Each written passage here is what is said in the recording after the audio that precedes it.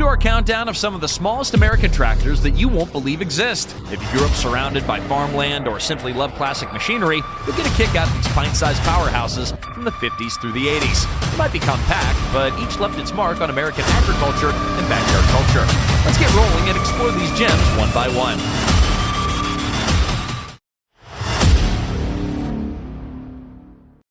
And number one is the John Deere 318.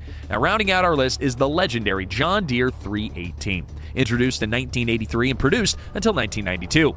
Now, you might be thinking that something from the 80s couldn't possibly be as iconic as a 50 or 60s classic, but the 318 garnered a cult following for its near bulletproof reliability and feature-rich design. It came equipped with an 18-horsepower twin-cylinder on-end engine, later replaced by a B43E or a P218G in some models, hydrostatic drive, and hydraulic power steering, which were luxuries for a garden tractor of that time. What truly set the 318 apart was its versatility. It boasted dual hydraulic circuits, meaning you could simultaneously power front-mounted attachments like a snowblower or blade and a mid-mount mower deck without complicated setups. This was a serious step up in convenience and capability for homeowners, estate managers, and landscape contractors. Owners raved about how the 318 felt like a mini agricultural tractor, thanks to its rugged frame and optional rear PTO for tillers. From a cultural angle, the 318 arrived at a time when many Americans were looking to invest in higher quality equipment rather than disposable entry-level mowers. This shift paralleled the rise of prosumer products, where advanced features trickled down to consumer-level goods. The 318 quickly became a status symbol in some circles. If you had one sitting in your garage, you weren't just cutting grass, you were operating a piece of finely tuned machinery. Now, although it was one of the pricier garden tractors on the market, its longevity and robust build justify the investment. Even today, you'll find enthusiasts who swear by their original 318s, attesting that with proper maintenance, these machines can outlast many modern equivalents. Its influence on the garden tractor industry is undeniable. The bar for performance and versatility was raised. The John Deere 318 remains a pinnacle of small tractor engineering, bridging the gap between casual lawn work and serious land management. It's a fitting end to our list of American-made minis that left a sizable imprint on tractor history. Today.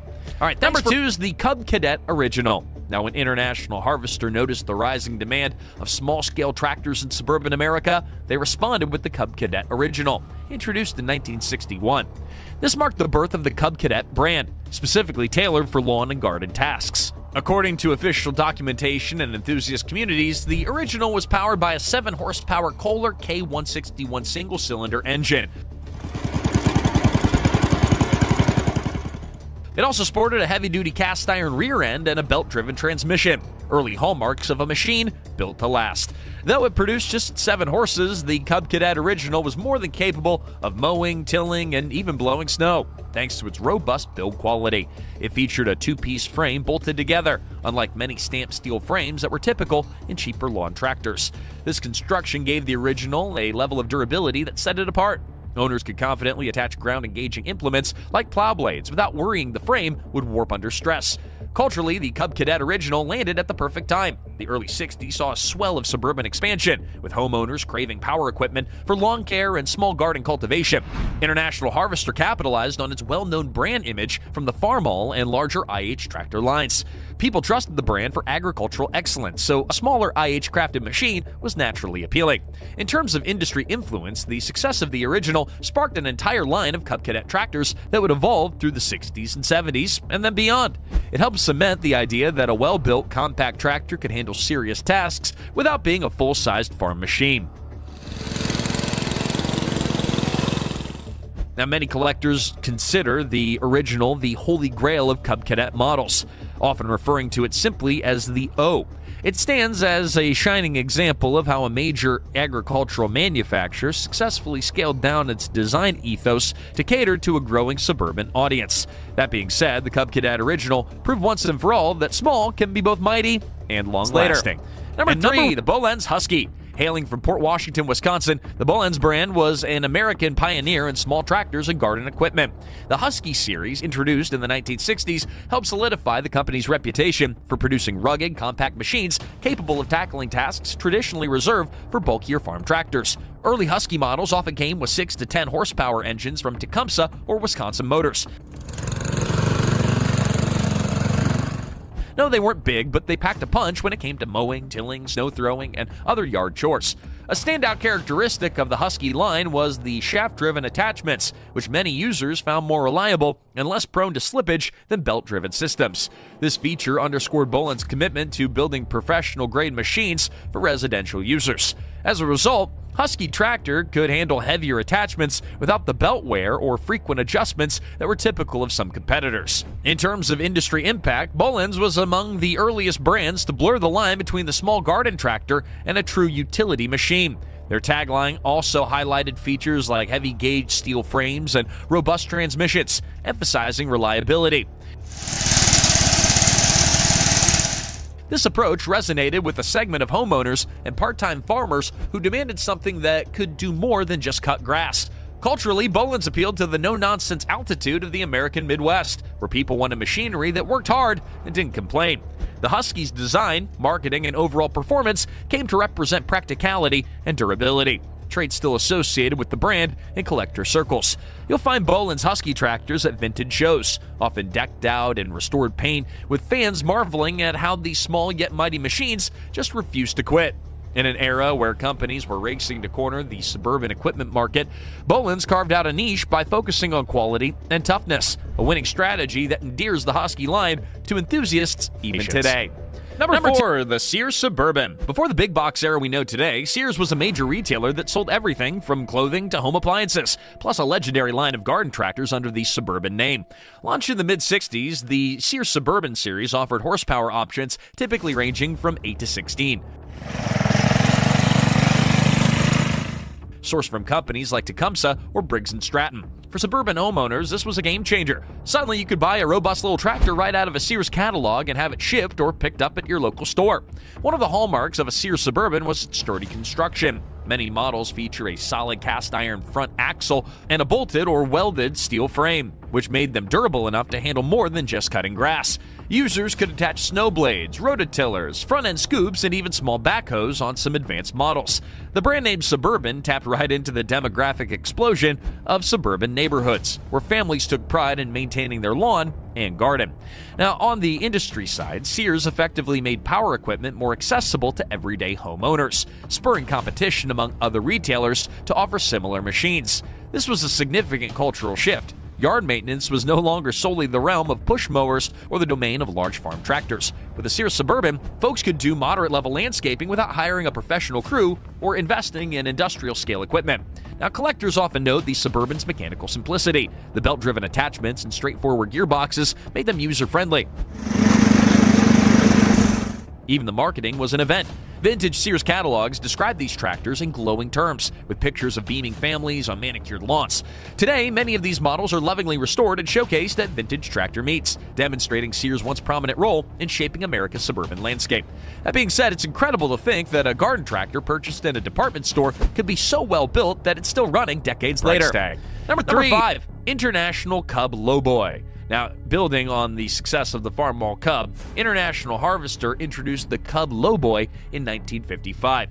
This lower-profile version was engineered for estate owners, golf courses, and institutions that needed a tractor that can maneuver easily in tighter spaces or on sloping lawns. The most visible difference from the standard Cub was its reduced ground clearance, achieved by repositioning the final drives. Under the hood, it typically retained the 4-cylinder C60 engine, which was about 9 to 11 horsepower, ensuring reliable, modest power for mowing and light-duty chores. Although the Lo-boy wasn't meant for large-scale field work, it did excel in specialized tasks, like mowing vast lawns, maintaining an athletic field, or landscaping. Due to its relatively short wheelbase, turning radius was tight, making the Lo-boy comfortable in confined areas where a regular tractor may struggle a bit. The design appealed to schools, municipalities, and commercial groundskeepers who valued an easy-to-maintain, small-footprint tractor for daily tasks. Now, from a historical perspective, the Lo-boy capitalized on post-war economic shifts. Americans in the 50s and 60s were building more schools, parks, and recreational facilities, and these spaces needed cost-effective machines for upkeep. That's where the Lo-boy found its niche. By the 60s, International Harvester was producing several variations, eventually evolving into the number series Lo-boys, the 154, 185, and 184 in later decades. Each iteration carried the DNA of that original compact form factor, yet it carved out a place in the collective memory of those who worked in grounds maintenance or rural property management. Collectors today appreciate the unique stance and signature offset engine design inherited from the Cub lineage. Looking back, the International Cub Lo-boy remains a testament to how strategic design modifications, lowering the height, adjusting the drives, can adapt a legendary tractor to a whole new set of applications. Powerhouse. Number 6 is the Economy Power King. The Economy Power King was produced by Engineering Products Company in Wisconsin, and it dates back to the 50s. Economy was actually the model name, which was later rebranded as Power King. Both lines were often used interchangeably by enthusiasts. Though it could be considered a garden tractor in size, the Power King offered features that blurred the lines between lawn tractor and small farm tractor. For instance, many models came with a geared drive transmission, a real steel frame, and the ability to mount implements like plows, cultivators, and even small front-end loaders. Horsepower varied from 7 to 14, depending on the engine option, often a Kohler or Briggs & Stratton power plant. True to its moniker, the Economy was designed to be affordable and straightforward to maintain. Historians note that many suburban and small acreage owners loved the ability to perform homestead tasks without investing in a full-size, more expensive tractor.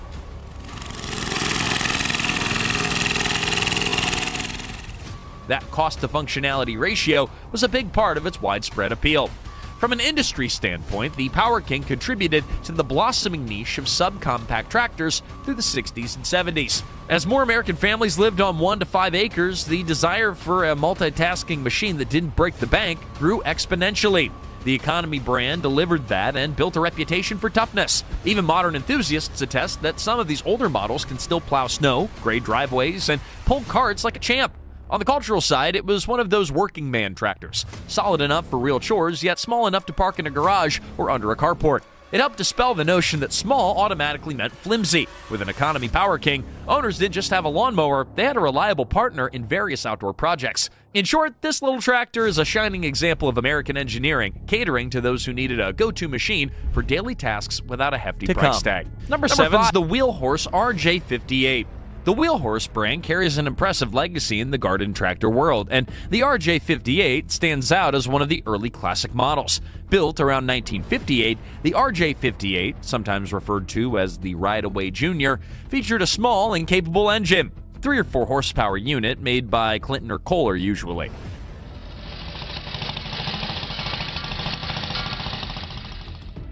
Now, Wheelhorse, based in South Bend, Indiana, understood the growing suburban market's need for compact, reliable machines to tackle mowing, tilling, and snow removal on modest-sized properties.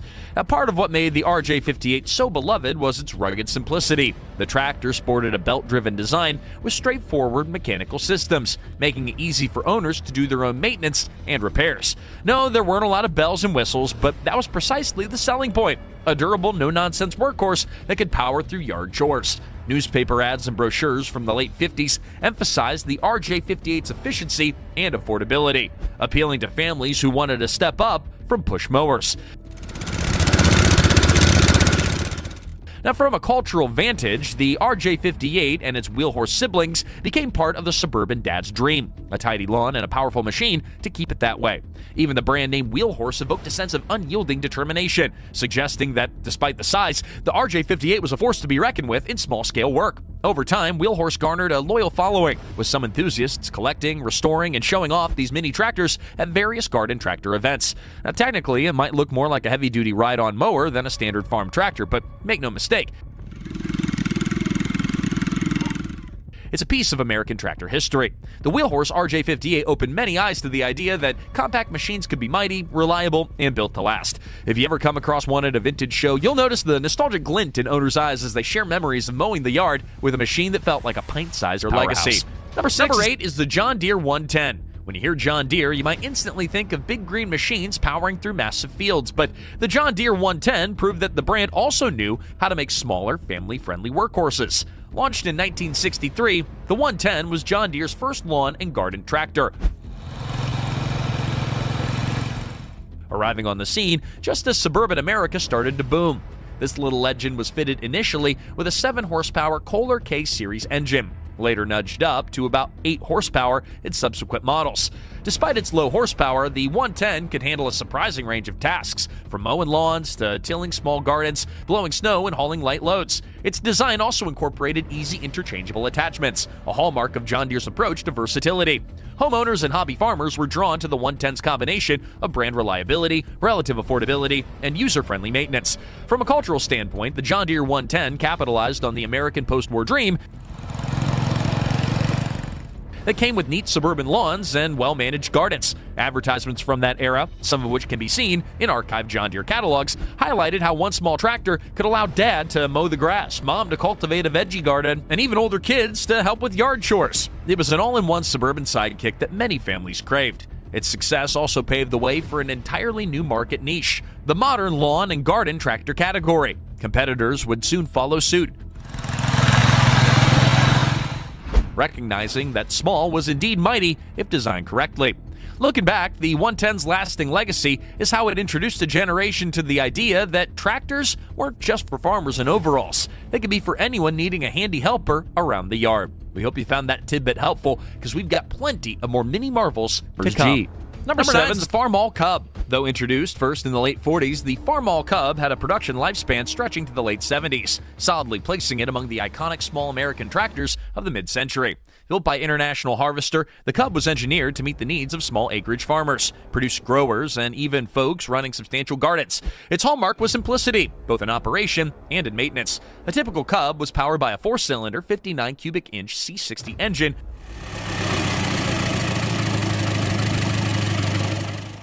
producing between 9 to 11 horsepower over its lifespan. A unique aspect of the Farmall Cub was its offset engine and steering, commonly referred to as Cultivision. Instead of placing the engine squarely in front of the operator, it was offset, providing a direct line of sight to the rows ahead. This seemingly small adjustment enhanced precision when it came to plowing, planting, or cultivating delicate crops.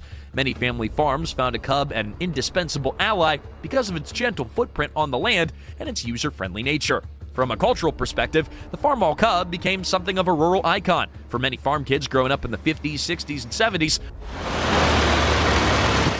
Learning to drive the Cub was an initiation into field work. Its modest size and gentle learning curve made it the perfect starter tractor. Even among tractor clubs today, you're going to hear members reminiscing about the first time getting behind a Cub's wheel. Collectors love them, not only for their historical significance, but also for the relative ease of finding parts. In terms of impact, the Cub helped popularize the idea that a tractor didn't need massive horsepower to be effective on smaller plots of land. That concept rippled through the industry, helping shape the market for compact and subcompact tractors that we see today. In all honesty, the Farmall Cub was, and remains, one of the friendliest, more reliable little giants of America's tractor legacy. Number 10, the Allis Chalmers G. Introduced right after World War II, the Allis Chalmers G was an incredibly unique small tractor that remains a conversation starter among vintage enthusiasts. It's often referenced as a rear-engine wonder because its engine sits behind the driver's seat, unusual for tractors of that era. According to various historical accounts, this design was intended to improve visibility for row crop planting. Operating on about 10 horsepower, the G featured a tiny 4-cylinder Continental engine that, while modest in size, delivered solid performance for small-scale farms. One standout aspect of the G was its adaptability. With the engine out back, farmers enjoyed an unobstructed view of the implements mounted mid-chassis. This made tasks like cultivating, planting, and weed control more manageable, especially on small plots. Its short wheelbase and nimble design also allowed it to navigate tight spaces, an advantage on small family farms in the 50s. From a historical standpoint, the G symbolized post-war innovation in agricultural equipment. Allis Chalmers realized that there was a growing number of family-owned farms that needed compact, versatile machines. The G answered that call. Although its production run was relatively brief, it showcased how effective engineering could reinvent the traditional tractor layout. It also paved the way for specialized equipment that wouldn't require massive horsepower to do the job effectively. Culturally, the G remains a collector's favorite, often turning heads at antique tractor shows all across America. Its quirky appearance and practical design remind us that sometimes smaller is better, particularly when it comes to jobs when precision trumps raw power. If you ever wondered why a tractor might put the engine behind the driver, look no further than the innovative Allis Chalmers G. All right, thanks for riding along on this journey through the 10 smallest American tractors that you won't believe exist. These compact workhorses prove that size, it isn't everything, and sometimes a little innovation can go a long way. Whether it's Allis Chalmers moving the engine to the back or John Deere packing big features into a small frame, these miniature marvels shaped an entire market, making life easier on the farm, in gardens, and all around suburban lawns. If you enjoyed this nostalgic trip, we'd love it if you'd subscribe and join our community of tractor buffs. We hope you found the video helpful, and we'll catch you next time.